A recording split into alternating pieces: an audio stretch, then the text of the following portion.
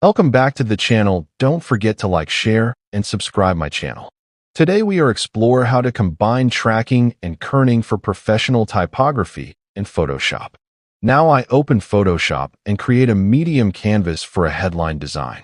First I type a title using a bold and clean font. Then I highlight the text and adjust tracking to evenly space all letters. After that I adjust kerning for specific character pairs to fix visual imbalance. Now I duplicate the text layer and apply different tracking values for comparison.